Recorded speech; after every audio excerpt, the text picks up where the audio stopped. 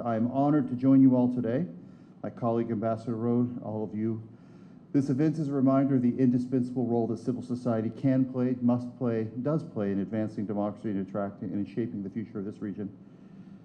Can I just make a point really quick on civil society? Because I occasionally meet with people here who are in civil society and they will say something like, I am just a member of civil society, I can't affect change, or we write our paper, we do things. May I remind you, people who've been members of civil society would include Thomas Jefferson, Benjamin Franklin, Alexander Hamilton, Mahatma Gandhi, Vladimir Lenin. I could go on. Civil society changes the world. It has, it does, it will.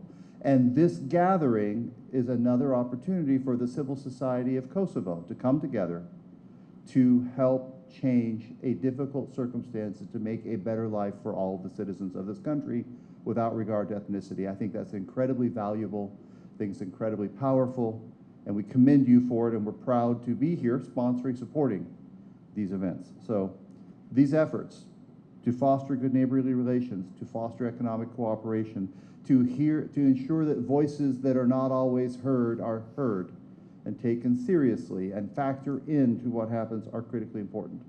What I don't want to do this morning in the 4 minutes I have remaining is spend a lot of time talking about things that I've talked about a lot before. For those who've been in Kosovo for a while, you're probably familiar with some of the messages from the United States right now of how we see the circumstance in the effort to advance a normalized relationship between Kosovo and Serbia with the ultimate goal of mutual recognition. That remains the goal of the United States of America, pure and simple. I don't think I need to spend a lot of time laying out some of the concerns we have with policy choices made in Belgrade and with policy choices made in Pristina. They are real, and we're on record. We expect both governments to act in complete compliance with all of the obligations they've entered into in the dialogue.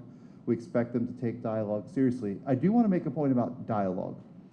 One of the things that I find surprising in my various conversations with various actors here in Kosovo is this unstated assumption that there is a path other than dialogue.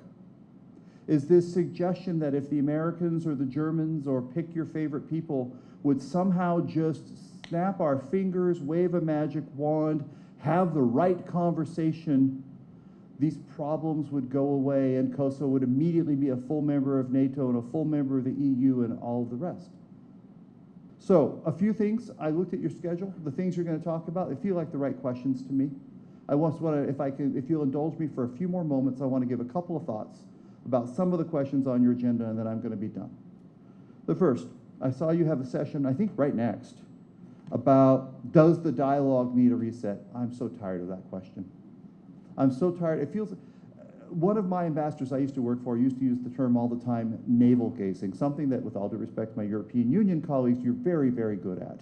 Spending more time thinking about the internal machinations and functions of your internal decision-making process than actually thinking about the outcomes and the decisions and the strategic implications of that. That is not the American criticizing the EU.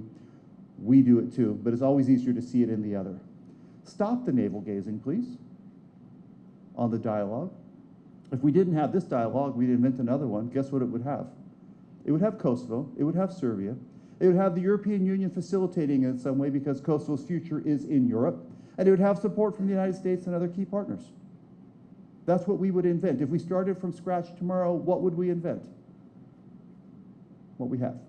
What we need is a renewed commitment to the dialogue from everybody, the internationals, government of Kosovo, government of Serbia.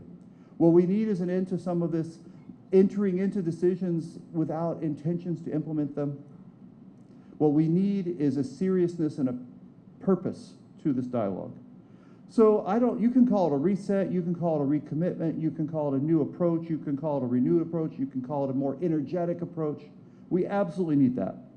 And we need that from all sides. I mean, we have a lot of opportunities for that. My government will change on January 20th. I can't tell you how it's going to change yet, but I guarantee it will. The European Union has now finished its elections with a new slate of leadership coming. It's an obvious moment to take stock of where we are and think about where we want to be and make some changes. I don't see the natural processes quite as much in Pristina or Belgrade right now. There will be elections in Kosovo, as we all know, in February. That could offer an opportunity, but I think this is more urgent. of this, this renewed, reinvigorated approach. And I would say the same for Belgrade. We've got to get past perpetual crisis management. We got to get past perpetual finger pointing. We got to get past perpetual lack of readiness to look at how any one party might be part of the problem and think through solutions. Anyone who's spent any time in international relations and academic theory, spent time on theories of negotiations, and the most successful negotiators always are thinking about win-wins. They're always thinking about how do I get what I want, but how do I do it in a way so my colleague gets some of what he wants to, because this isn't going to be a one-off. We have a process. We got to build some mutual benefit. Both sides have to show they've gotten something. Now, the United States wants to see that without any compromise in these fundamentals for Kosovo. It would not be a win for any change in Kosovo's sovereignty or its independence or its territorial integrity or its democracy. But it's also not a win when minority communities do not have their rights respected. I spent a lot of time in the Ahtisaari process and since then working on these very important issues. So that's one theme I hope you'll talk a lot about. Second theme, sustaining Euro-Atlantic focus on the Western Balkans. Well, I only have a few things to say there. You know, when I read the title, I thought instead of ethno-political dynamics, rather ethno-political dysfunctionalities would be a more fitting description of the current situation in the region. And I've been here now for 4 years, and, you know, seeing the ups and also the downs. And looking at the current Kosovo-Serbia relationship, you know, even today you see inflammatory statements, language, use of extreme positions. At least verbal tensions are flaring not only on the Kosovo-Serbia side, but also on other fronts in the region. I mean, you see on the weekend the Macedonia, Bulgaria spat on an opera visit, is there a missing flag or not, you know, and immediately you see statements. Or 2 days ago, announcement of Republika Srpska officials of new school books with a clearly ethno-nationalistic narrative. I mean, the others are not without guilt also. Or I wrote down here the recent speech of the Serbian president.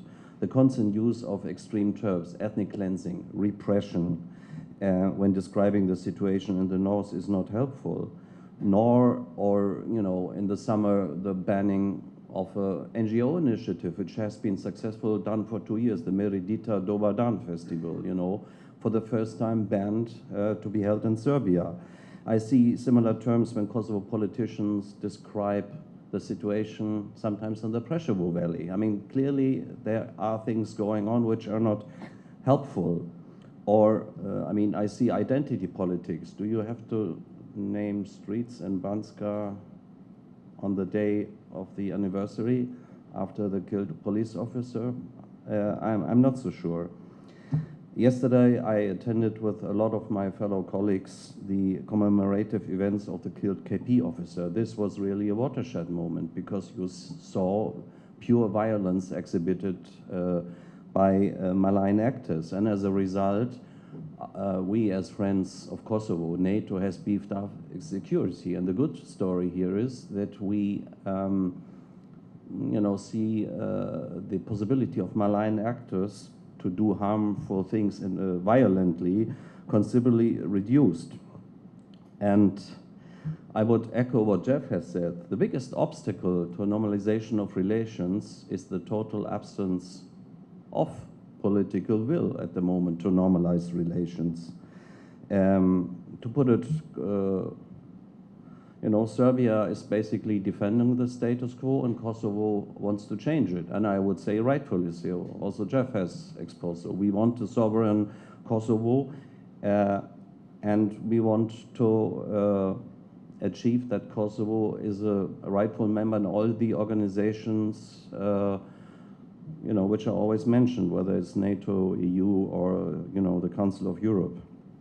KCSS is delighted to be one of the co-organizers of Kosovo Peace and Democracy Summit now for the third time on the road. We, as an organization, have invested several years in enhanced regional stability, security, and prosperity. KCS has contributed and participated in various projects in the benefit of regional cooperation.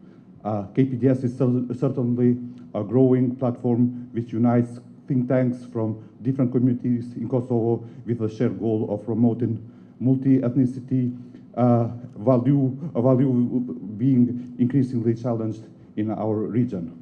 This is a genius platform of what I would call a second-track diplomacy, because it provides alternative space for intellectuals from Kosovo and the region to contribute with their perspectives and how to further enhance trust between communities. When speaking of